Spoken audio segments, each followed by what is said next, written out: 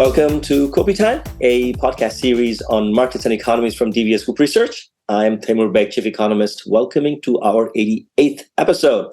Pretty auspicious number.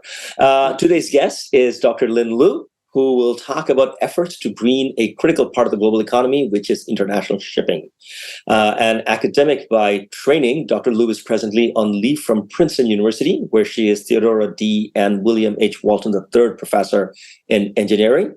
In 2017, she co-founded Andluca Technologies, a startup developing wireless smart window solutions to increasing energy efficiency of buildings and improve occupant comfort. Since 2021, she has been here in Singapore, shaping and leading the Global Center for Maritime Decarbonisation, or GCMD. You'll hear that acronym several times in this podcast. GCMD is a nonprofit set up to help accelerate international shipping's transition to a low and zero carbon future. We've done quite a few podcasts on climate change, but this one is very sectoral, very specific, and I'm really excited about it. Dr. Lynn Loo, welcome to Kopi Time. Hi, Tamir. Thanks for having me. It's a pleasure to have you. Tell us about GCMD. Yeah, I prefer to go with the acronym GCMD because the full name is indeed a mouthful. So as you said, GCMD is a nonprofit. We're about 14 months old. We were set up at the recommendation of this International Advisory Panel for Maritime Decarbonisation that was convened here in Singapore, that had basically chief executives of shipping companies, battery companies, et cetera, to think about what we can do here to really move the sector forward. And so the IAP met over COVID and recommended the setting up of a coordinating body to look at action-oriented things that we can do to accelerate decarbonization for international shipping. This recommendation was put forward in April last year, and then was accepted. 6 industry partners came forward and said they would start. So they are our founding partners, essentially, and they provided $10 million apiece. And then Singapore's Maritime and Port Authority came in and matched that with $60 million, and that formed the first tranche of our funding for GCMD. So GCMD sits right at the private and public interface. And really, our mission is to help the international shipping sector eliminate GHG emissions. And we do this by doing 3 following things. One is to shape standards for future fuels. The other is to finance first-of-a-kind projects. And then the third would be to pilot low-carbon solutions in real-world operating conditions. And the reason we can do this is because, we are a group of engineers and scientists, so we have domain and technical expertise. We can scope projects. We have the flexible funding that our founders have provided us with and subsequent partners have provided us with. We are an NGO, so we're a neutral convener, so we can bring the stakeholders across the supply chain and even beyond the ecosystem together to work on these pilots. And then finally, with MPA as our partner, we have access to regulators. And so we can begin to think about putting sandboxes together so that we can actually do these meaningful pilots. So that's in a nutshell who GCMD is. Oh, this is so exciting. The ability to have that kind of flexibility and be in a coordinating role. And that sounds like a role of a lifetime, Lynn. But let me step back for a second and ask the most obvious question, which is why do we need to solve for maritime decarbonization and how large are the stakes? That's a really good question. I mean, so 14 months ago, I knew nothing about shipping, right? And so to me, shipping was sort of, out of sight, out of mind. And I'm sure that's the case for lots of people. We think about shipping when we think about, perhaps we think about shipping when we think about our Amazon boxes coming to our doorstep. But shipping is really integral to the global supply chain. So Tamir, do you know that shipping is responsible for 90% of the global trade? So it touches 90% of the global trade, right? And it's responsible for 3% of global carbon emissions. And just to put things in perspective, 3% may not sound like a lot, but 3% makes it the sixth largest emitter, if you will, from a country perspective. Shipping is regulated by a single entity called the International Maritime Organization, or the IMO. And so shipping's emissions is actually counted separate from individual countries' carbon inventory, right? So it has its own carbon emissions. That's why I can tell you it's 3%. And that 3% is comparable to that of aviation. So why is this such big stakes? Well, because it's such an integral part of the global supply chain, essentially our scope 1 emissions is always going to be somebody else's scope 3 emissions. Right. So the cargo owners, the consumers, they can't decarbonize if we don't decarbonize. So that's how linked we are in terms of the global supply chain, right? So it's really important for us to think about decarbonizing shipping so that the whole world can decarbonize. Yeah.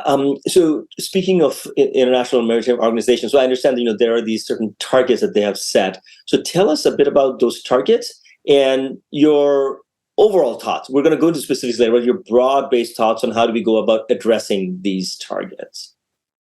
Yeah, so IMO has set targets for decarbonizing international shipping, and the target is to reduce carbon intensity by 40% by 2030 relative to 2008 levels, and then to reduce total GHG emissions by 50% by 2050. Now, you'll notice that these targets aren't exactly Paris aligned, because Paris targets call for net zero by 2050. Nonetheless, these are a very ambitious target for shipping because in order for us to get to these kinds of targets, basically we're looking at low carbon and zero carbon fuels that are currently not available today. Okay, so that's just the target side of things. So how am I looking at this?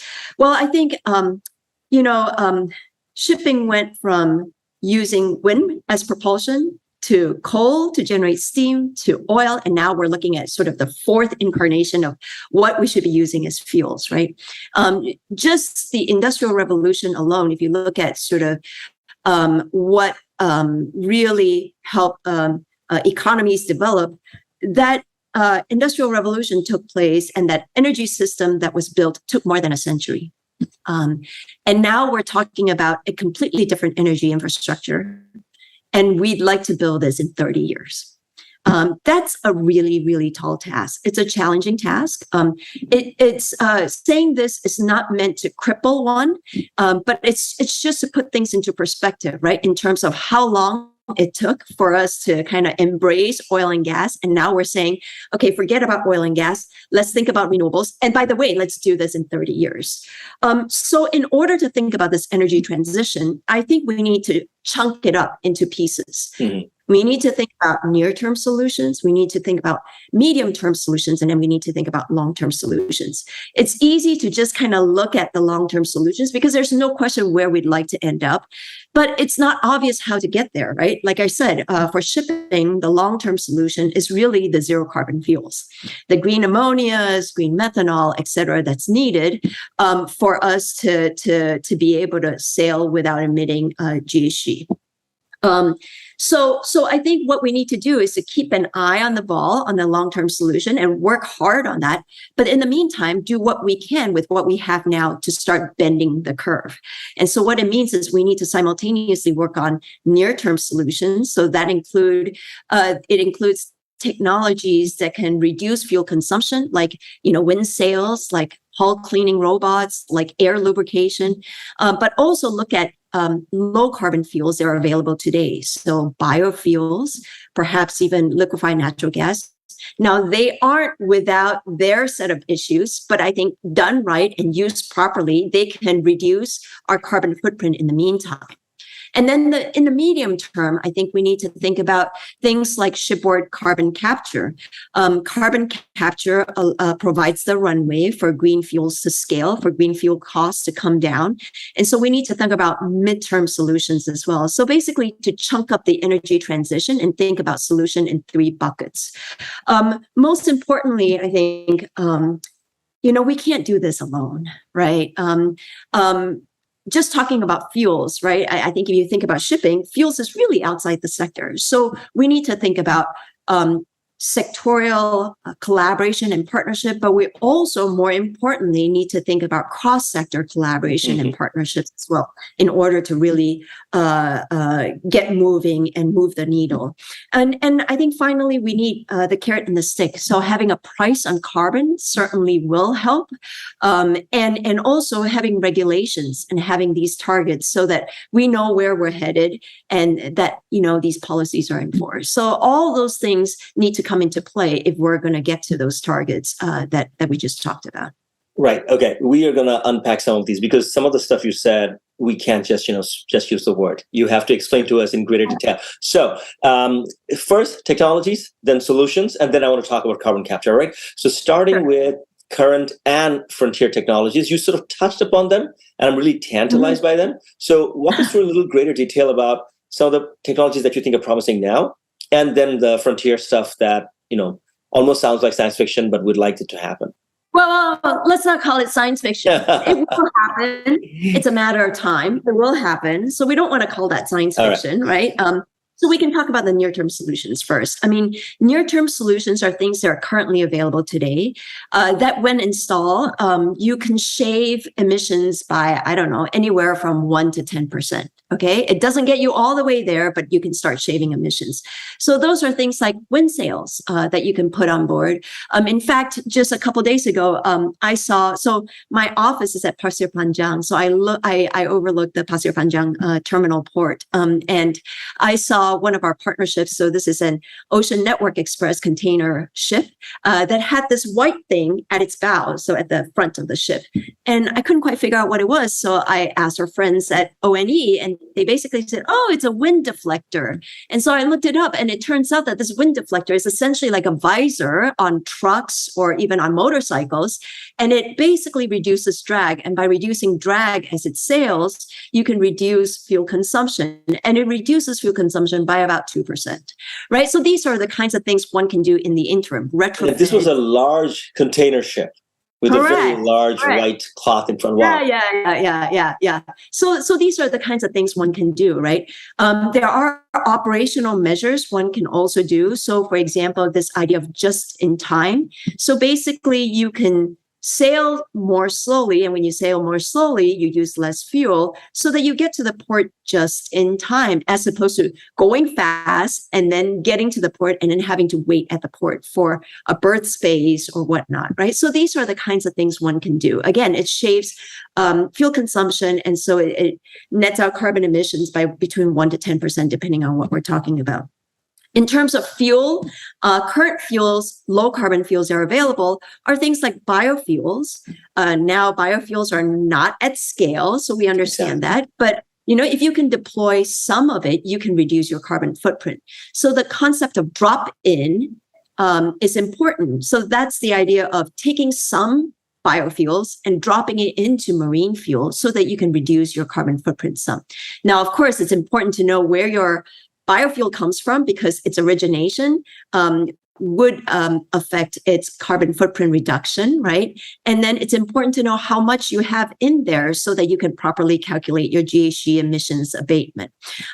You can use liquefied natural gas, provided that there's no methane slip upstream, provided you're not leaking methane, because methane is an even more potent greenhouse gas, you can reduce carbon emissions by about 20%. So these are things that we need to think about. I don't think we should a priori cross anything out at this moment, because we need to do whatever we can with whatever we have now to really bend the curve on carbon emissions. So these are the kinds of things we can do sort of now. So Lynn, just a second on the biofuel one, is that concept or is it actually happening in the world of shipping?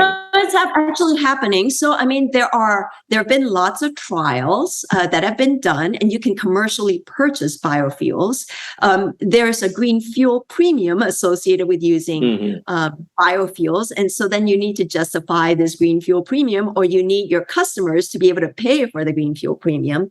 So in fact, what we've done earlier in the years, we've spoken to our stakeholders. This is typical of how we scope our pilots. So we spoke to about 200 stakeholders across the supply chain, and we asked them, why aren't you using biofuels? Biofuels are available today. Why aren't you using more biofuels? And repeatedly, the pain point that has come up is, well, the supply chain is actually quite opaque. So we don't quite know what we're getting. We don't know what we're paying for. So what we've done is we've basically scoped a pilot with 13 vessels, bunkering, meaning refueling, at 3 different ports on 3 different continents. So Singapore, Rotterdam, and Houston, with different kinds of biofuels, with the goal of bolstering the supply chain integrity. So we're going to use a tracer technology. We're going to go all the way upstream to the biofuel producer, and we're going to put that into the biofuel. It's a tag and flag, so you know where it originates from, so you know its carbon footprint at the beginning, and then you follow it down the supply chain. And so then you can have assurance on the quality, on the quantity, on the abatement potential, and that should give confidence to the purchaser to justify the green fuel premium that one is purchasing, right? So that's sort of the idea, to bolster the integrity of the supply chain. And we're doing this for biofuels for now, because biofuels is available today. But looking forward, when green fuels become available, they're not going to be available at scale immediately. So again, this drop-in concept of mixing green with gray is going to be important. And again, there you want to know how much of the green is there, the quality of the green, the carbon footprint of the green fuel, so that you can justify the green fuel premium. So we think this framework is going to be extensible to future green fuels as well. Well, that's really interesting. So now on the LNG part, you talked about the risk of methane leakage and so on. So walk us through a little bit about the potential actual practice, and what kind of solutions do you have in mind to deal with the leakage issue? Well, I mean, I think, so the leakage, of course, the engine leakage is something within the sector, and that's something that engine manufacturers are working hard to address. And in fact, I think done right, the engines actually have very, very little slip or leaks. And so the large portion of the leaks actually happen upstream, right, at the wellheads, et cetera, et cetera.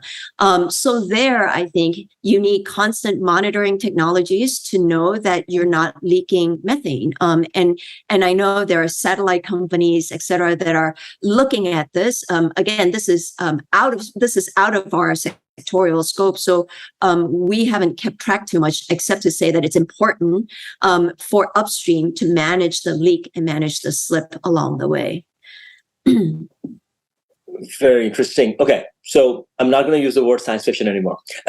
Frontier technology. So these are the intermediate solutions. Where do you see the most sort of exciting, the biggest potential on the frontier side is? Yeah, so I mean, so these would be the zero carbon fuels, right? And so these would be, they're also called e-fuels, because E stands for, from electrons. And so the implication is you have enough renewable electrons to generate green hydrogen, and then use that green hydrogen as a feedstock to produce either ammonia, so that's called the green ammonia, or e-methanol. E-methanol has one added step of complexity in its production, in that methanol still has a carbon. So in order for e-methanol to be zero carbon, you need either a biogenic source of captured carbon, or you need direct air captured carbon to make that methanol in order for the methanol to be zero carbon. Okay. Or it could be any kind of synthetic fuel, like a synthetic diesel, et cetera, et cetera. So the idea is it originates from renewable electrons. So those are the fuels of the future. And those are the fuels that would, in the long run, allow shipping to completely decarbonize. But these fuels aren't available. Take ammonia for a second. There's very little green ammonia to be spoken of today, right? And so we need time for the infrastructure to scale. We need time to build up that supply chain. We need time for the production to scale up, so that these fuels are available to the shipping community. But I mean, there are lots of end uses for ammonia. I mean, like fertilizer too, right? Exactly. And so I think we need time. And so that's why in the interim, one needs to think about the near-term solution, as well as the midterm solution, which is carbon capture, which I understand we'll come back and talk about in a little bit. You wanted to go right there. Yes. I've heard you in other forum talk about carbon capture, and I've heard some challenges to the notion of carbon capture as well. So I went up and read a little bit. So there are certain climate activists who argue that, carbon capture is expensive, it's energy intensive, it's risky to store and risky to dispose. Walk us through the potential as well as the risks around carbon capture. I mean, the short answer is what you've said is all true.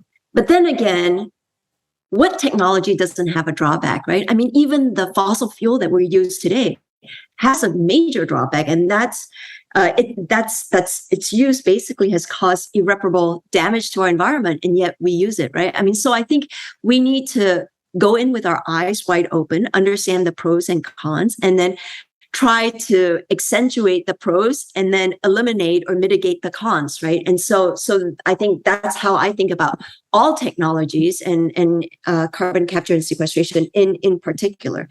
So the idea of carbon capture is you're going to take CO2 emissions out. And so there's point source carbon capture, and that's basically carbon capture of flue gases. And so there, the CO2 is more concentrated because it comes from flue gas, whether it's a power plant or a cement plant or a steel plant. So this is on land. Let's talk about on land first. And while the technology overall is still sort of in the demonstration stage, these point source carbon capture technologies would be the most mature amongst them. And I think, depending on which report you read, it's about $100 a ton for you to break even, okay, for such technology. So yes, it's expensive. The other technology that's sort of not as far along is something called direct air capture. And that's, you'd have to capture carbon and basically separate carbon dioxide out from atmosphere. And because it's less concentrated, it's just going to be more energy intensive and it's just going to cost more. And there, the cost is between, I've heard numbers between $250 a ton to upwards of $1,000 a ton. Okay. For shipping, we're thinking about carbon capture on ships because, as you burn fuels, you're generating carbon dioxide and it comes out of the funnel. If there's an opportunity to capture that carbon dioxide, then you're releasing less into the atmosphere. We understand that there's no economies of scale. I mean, essentially, we're putting a small chemical factory on individual ships, right? Nonetheless, as long as we're thinking about sectorial emissions and we want to reduce sectorial emissions, this is something I think shipping needs to think about. What is involved in the process? Well, it involves capturing carbon dioxide first. And then once you've captured that CO2, you need to store it on board ships. So you need to liquefy it and then store it on board ships. And then you need to get rid of it. And so there is a reverse bunkering process or an offloading process that one needs to think about. And then one needs to think about off-takers. What do you do with that carbon dioxide once you've captured it and you've offloaded it? The last thing you want to do is to release it back into the atmosphere.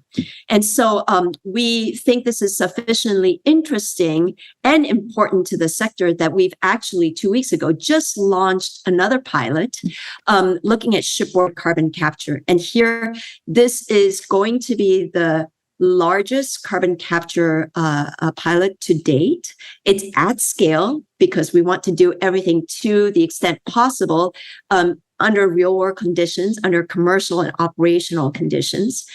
So we've identified Stena Bulk's medium range tanker, and we've identified the medium range tanker because similar sized vessels contribute about 17% of shipping's emissions. So it's a big sector that we can influence if we can demonstrate this technology to be done correctly. And so the idea is to capture carbon dioxide at a 30% capture rate on this medium range tanker over 500 hours of operations, and then to liquefy it on board. So there's a lot of energy demand associated with liquefying it. And so the part of the pilot is to address the energy demand side of things. And so we're looking at waste heat.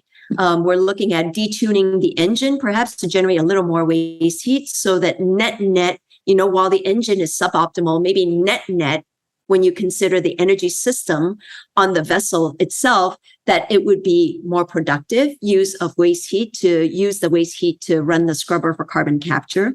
And then we need to demonstrate offloading that carbon dioxide. And then we've identified an off-taker to take that carbon dioxide. So it's an end-to-end pilot from capture to in this case, it's a utilization as opposed to storage.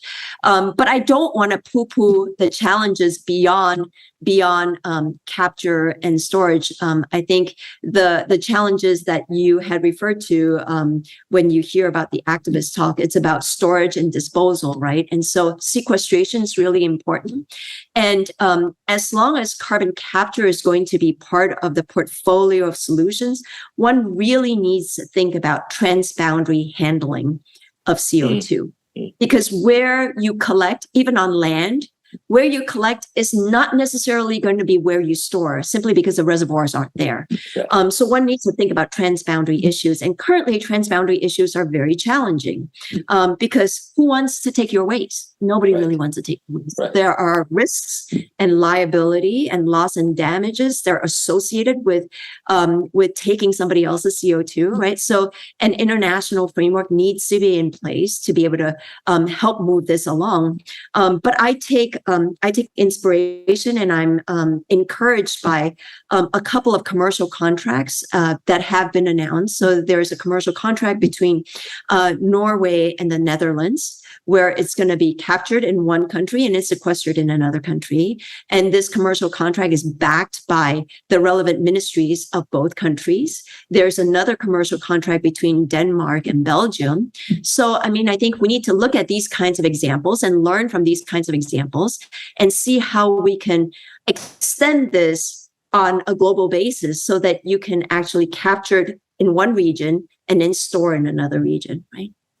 Very interesting. Lynn, can you help me sort of visualize the process? So there's a tanker, like the way you help me visualize the drag sail in the tanker that you saw in Pasir Panjang. So there are these big funnels on a big maritime vessel, and there will be little filters in front of the nozzle of the funnel?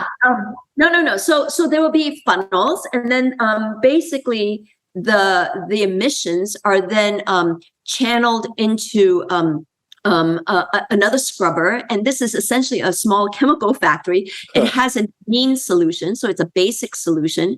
And when the basic solution meets carbon dioxide, which is acidic in nature, it's going to absorb the carbon dioxide into the amine solution. And so then now you have a solution, an amine solution that has the carbon dioxide in it. It then has to go somewhere else where it gets separated.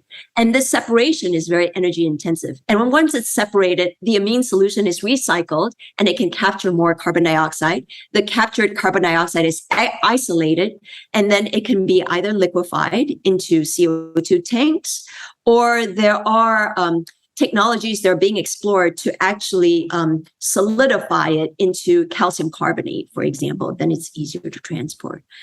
So basically, it's a recycle loop of solution that absorbs on the one end and then desorbs the CO2 on the other side, if you will. Sure.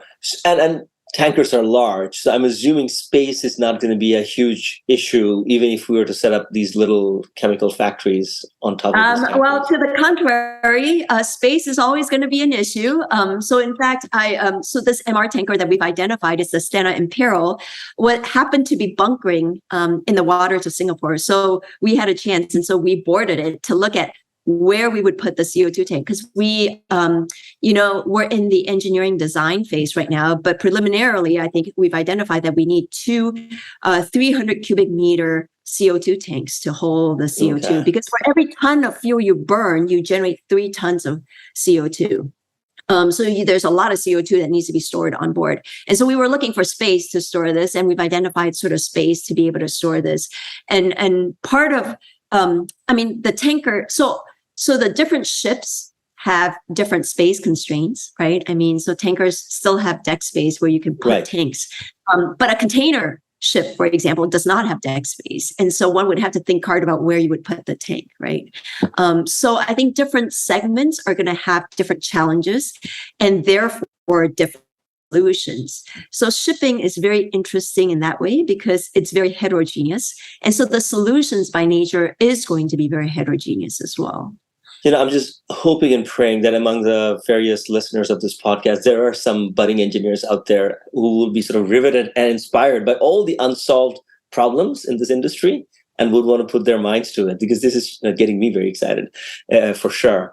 For sure. I'm excited too. Maybe I shouldn't say this, but I will anyway. I feel like I'm using more of what I learned as a chemical engineer now than I have when I was teaching. Because when I was teaching and doing research, I was very focused on, and my team is still currently working at Princeton, right? We develop solar cells, and so we're very focused on specific fundamental questions that we're trying to answer, and so it's not these engineering principles per se, right? And so it's sort of the kinds of things I learned as an undergrad that I'm applying to the kinds of problems that I'm seeing today in shipping. Okay, so since you mentioned solar cells and your own research, I have to go on a tangent and ask you, why don't we see solar cells on top of ships?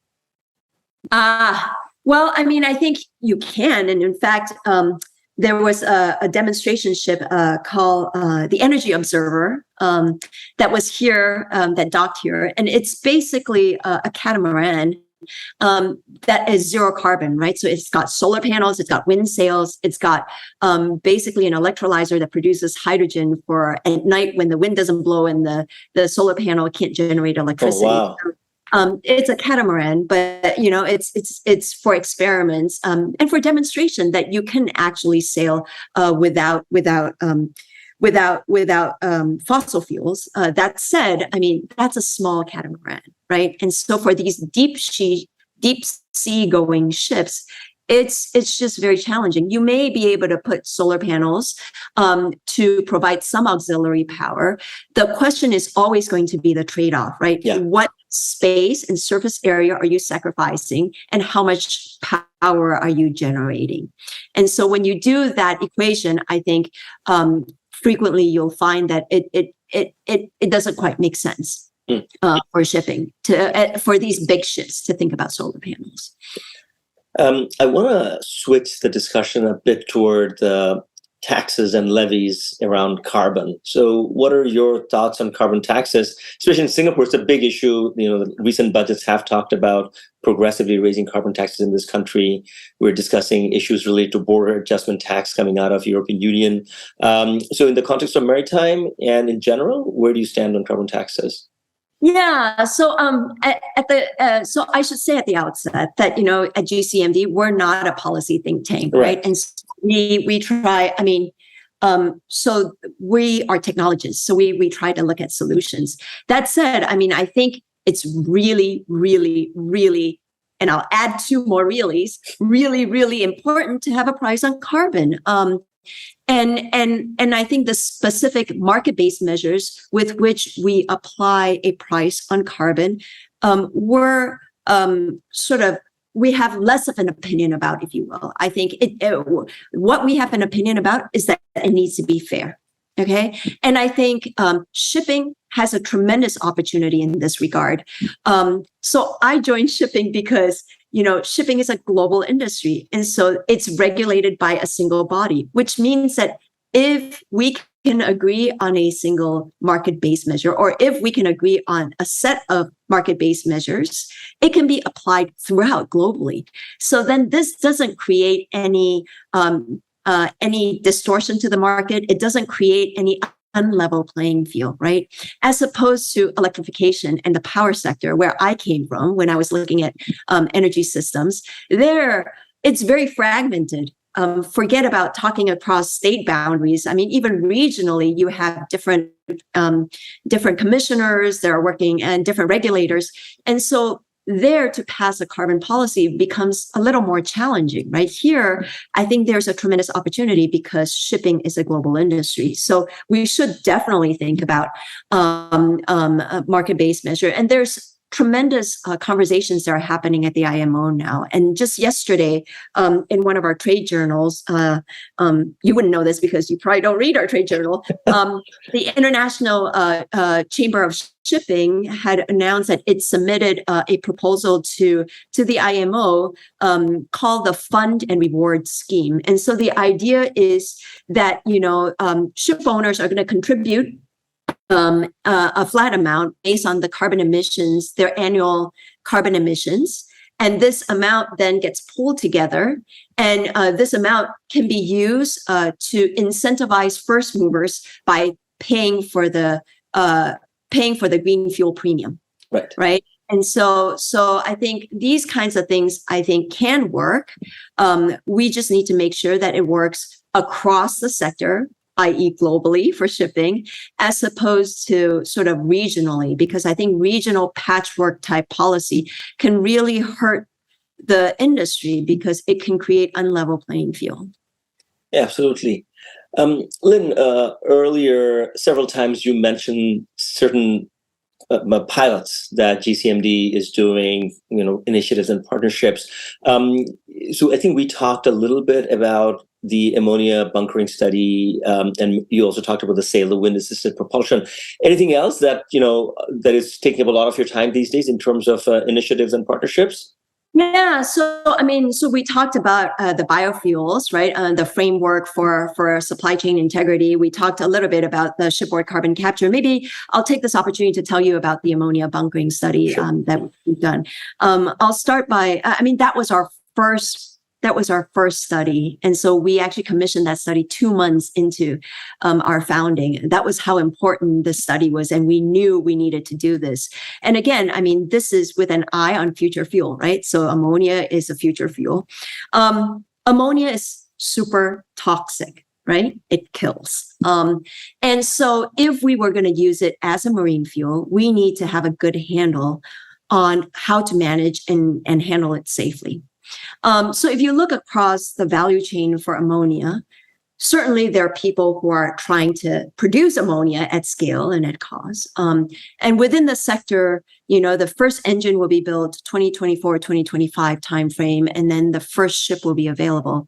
And so we asked ourselves, well, where's the gap? How can we plug in the gap? And what can we do to kind of accelerate the eventual adoption of ammonia? And we identified safety as being one of them. How do you safely bunker ammonia? Bunker as in refueling ammonia. Mm-hmm. So the idea of moving molecules around safely. And so we said we were going to do an ammonia bunkering pilot. And then we quickly realized, we can't actually do an ammonia bunkering pilot because there are no safety guidelines. And if there are no safety guidelines, we can't generate a regulatory sandbox to do the ammonia bunkering pilot. So we took a step back and we said, okay, we'll commission a safety study. And so that's what the safety study is about. It's to identify and define the envelopes, the safety envelopes, the operational envelopes, so that we can do a bunkering pilot. Buried in there is also a competency framework development, because it's not enough to just come up with the safety guidelines. You need to train the seafarers so that they can handle ammonia safely. And so the competency framework is buried in there as well. So I'm happy to report the study is on track. So it'll be done by the end of the year. And then we would be ready to share beginning of next year. And so we're in the process of scoping what that pilot would look like and how we can use these guidelines with the help of the regulatory authorities, of course. And they would have to eventually approve and ultimately approve the guidelines and then approve a sandbox for us to do this pilot. So again, it's demonstrating how we can safely move the molecules around, because it's with that I think bunkering can happen, right? Great stuff. Well, good luck with that. We'll look forward to the announcements toward the end of this year, early next year. Yeah. Absolutely.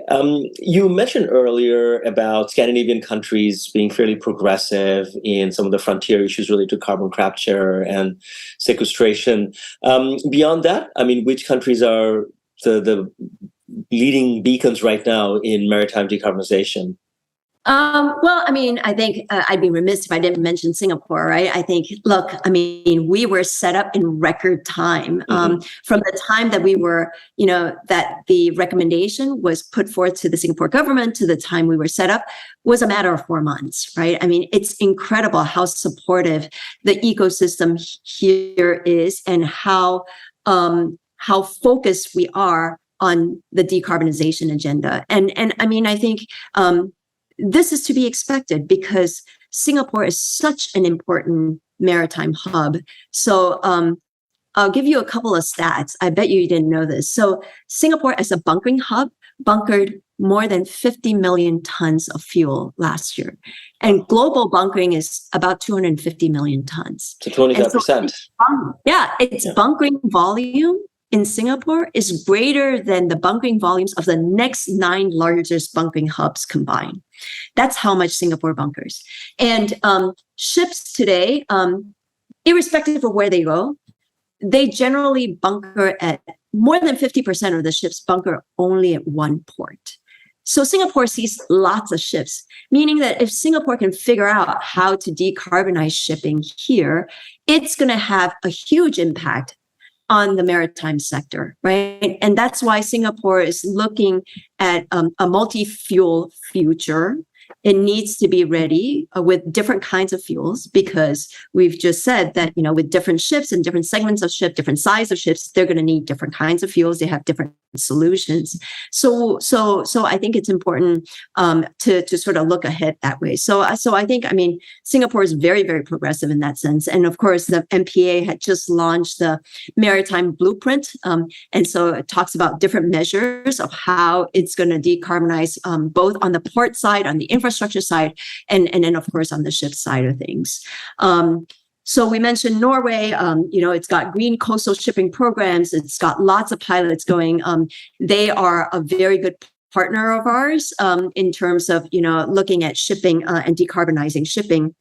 The MPA here had just signed a green corridor agreement with the Port of Rotterdam. So Netherlands is another place to look to. Port of Rotterdam is another big and important port. And so this green corridors idea is, again, to harmonize standards at both ports to be able to incentivize and kind of accelerate decarbonization for ships that sail between these two ports, right? And then finally, I would say Japan. I think Japan, has done a lot of trials to look at bringing in different hydrogen carriers, both for their power sector and for their shipping sector. And so they are very progressive in that sense as well. And there are, in my opinion, there are lots of learnings to be had and sharing to be had with Singapore because like Singapore, Japan has very little natural resources, right? So as we move to a renewable energy economy, like we need to import our energy. And so how do we think about this? So there are lots of, I think, exchanges that can be had. You did not mention the US or China. Well, I mean, the U.S. Is not a big player in shipping, and so I think from a sectorial perspective, I didn't mention U.S. because it's not a big player in shipping, and China certainly is building its fair share of ships, and so I think in that sense, working with the shipyards is very important because they are the ones that are going to be responsible for putting on retrofit technologies, hardware on the ships. They're going to be the ones that are going to install new engines on the ships, right? And so I think in that sense, they're important too. Sure. And because, at the very beginning of the podcast, you said that, 90% of global trade is on the waters. And I think of China, the largest exporter in the world. But I suppose it also depends on, who actually owns that shipping line and where the sort of the responsibility and the regulatory sort of the window goes in. So I suppose, countries like Singapore, which are big entrepreneurs, it makes sense for them to take the lead into, so to speak. Lynn, in a recent interview, you were talking about GCMD and you said something to the extent that, you've got a role to play, but not just in providing funds, but also in providing value adds. So I'm curious about this role of GCMD as a neutral convener of sorts. Yeah. I mean, yes. So I'll come back to the ammonia bunkering study to illustrate this. So with the ammonia bunkering study, typically when one does a study like this, it takes a couple of years to get a safety study done, because one typically does it serially, meaning that one does a study, then consults with industry to kind of refine the study. When the study is done, you submit it to the regulatory authorities, who then kind of say, well, you're deficient in this, and this, go back and do more. And that iterative process takes a couple of years. We didn't want to wait a couple of years because we don't have time to wait. And frankly, I'm impatient. So what we did was we were pretty heavy-handed about this study. We assembled at the get-go 22 industry partners across the supply chain. And when we selected, after technical evaluation, DNV, Sorbonne Jurong, and Singapore Maritime Academy to do the study, we told the trio that they needed to work with these 22 partners, that these 22 partners have experience dealing with ammonia, they have knowledge, they need to work with them. And then alongside, we worked with MPA and had MPA help us set up a regulatory working group. And so these discussions are happening in parallel, and the consultations are happening in parallel. So everybody is kept abreast of the progress, okay? So that if there's anything deficient that we need to address, or there's any concerns from a regulatory standpoint, we address it at the get-go. And so by doing so, we've been able to kind of shorten the study down to about 8 months. And we're hopeful, I mean, at the end of the day, it still needs to be approved, but we're hopeful that it would be approved relatively quickly for that reason, right? And so this is sort of how we can value add. As a neutral convener, we can bring people both from the private sector and then the public sector together. We can convene, we can bring nominally competitors together to work together. In another example, so in the biofuels trial, I mean, we brought 13 vessel owners and charters together to work together on this pilot, right? So again, I think where we value add is where there's tremendous complexity. When it's simply to pilot a single solution by putting it on board ship, and it's sort of a one player, one solution provider, one player type thing, I think there are lots of other players that can add value that way. But we can add value where there's tremendous complexity and where there's a lot of stakeholders, because we can bring people together and we can provide the transparency where the transparency is needed to move things forward. Does that make sense? Absolutely. I think, and it's an important role for you to play, in addition to just, funding pilots, but to help sort of, resolve some of those complexities and knotty issues around that. But Lynn, the other big constraint is funding. Green financing. So as you know, we at DBS are, very big champions of green financing and green loans. But I don't think, the financial system has solved this issue yet. So tell me a little bit about your experience in sourcing green financing from both the bank and non-bank sectors. Yeah. Okay. Well, just to put things in perspective, to decarbonize shipping, the number that's been thrown around is you need $3 trillion, and 80% of the $3 trillion is going to be spent on land infrastructure, right? So think about it. To decarbonize shipping, you need to spend money on land infrastructure, right? There in itself is already a hard problem because the money actually flows out of the sector. And then, of course, this land infrastructure, well, what are they? They would be storage terminals for new fuels. They would be, bunker facilities for new fuel, et cetera, et cetera. And so these are first of a kind projects. And I'm sure you've heard plenty, because I've certainly heard plenty. These are not bankable. These are not bankable. So there's plenty of climate action money out there, but they're really for things like solar projects, wind projects, but these first of a kind projects, it's really hard because they are not bankable. So we're thinking hard about how, we can distribute risk with organizations that can best tolerate these different kinds of risks, right? And I think, GCMD has a special role to play here because we can help de-risk technology. We can help lower the risk on the operation side of things. We can even open dialogue with regulators, so to lower regulatory or policy risks too. And then, is there an opportunity to crowd in monies from different sources with different tolerance of risk to be able to start moving on these kinds of projects, right? And GCMD is fortunate in that we have a small war chest that we can also put money in. But let's face it, compared to these numbers that we're talking about, GCMD's money is chump change, right? That's and right. So we need to see how we can crowd in this money and what it means, again, to do things in the 30 years that we want to do things in. It's really, we can't afford to wait to do things sequentially. We need to be able to invest in a fuel production facility before there are off-takers.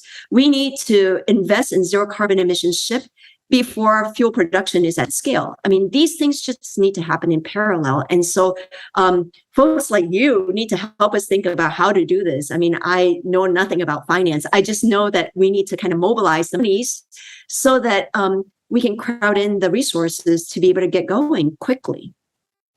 Yeah, like I said, I don't think finance has solved this yet. It's another of those, big issues, and in terms of risk underwriting or public-private partnership, and the cost of capital associated with these things, as well as the risk mitigation, it's a big area. We will have to revisit this in a couple of years' time, Lynn, to see, whether my part of the industry is being a good partner to your part of the industry in pushing this forward. Lynn, you used the phrase multi-fuel future earlier. I think having talked about a bunch of, sort of narrowly defined points earlier, maybe as a final question for this podcast, you just lay out for me, let's say, the 2030 vision that you have for a multi-fuel future. 2030 is hard, man. Because I think a lot of these green fuels aren't going to be available at scale to us until about mid 2030s. So I suspect there's still going to be a lot of ships running on fossil. And I think to the extent possible, we should look at where we can do biofuels, where we can, again, do LNG responsibly. One of the things we're looking at is LPG, and that lowers carbon emissions too and doesn't deal with methane slip. So could that be an opportunity? So that's something that we're still kind of trying to understand and wrap our heads around. And then to the extent that green fuels are available, I mean, if you look at these reports, they basically say in order for us to hit Paris targets, so net zero by 2050, you need to have 5% of the fuels being green fuels by 2030. And so we need to crowd in that 5% green fuels to get going on this. So, it's challenging. I'm really glad that you are sort of, wedded in reality, that you see that, just because I gave you this 8-year, window to sort of expound a vision that everything's going to work out, but you're being very, very realistic. And I appreciate that very much. These are, generational existential issues, but we have so much work to do in cracking the code. Lynn Loo, thank you so much for your time and insights. Thank you for having me. Again, I mean, I think I'll end by saying that, it's really important to be grounded and understand what is happening on the ground and how fast we can move. But that's not to be despondent, right? I think we need to roll up our sleeves and get going, and we need to double down is what it comes down to. Thanks again for having me. Absolutely. I appreciate your call to action. I also thank our listeners for listening to this very interesting episode of Kopi Time. Podcast was produced by Ken Delbridge from Spice Studios. Daisy Sharma and Violet Lee provided additional production assistance. Kopi Time is for information only and does not represent any trade recommendations. All 88 episodes of the podcast are available on YouTube and on all major podcast platforms, including Apple, Google, and Spotify. As for our research publications, webinars, and live streams, you can find them all by Googling DBS Research Library. Have a great day.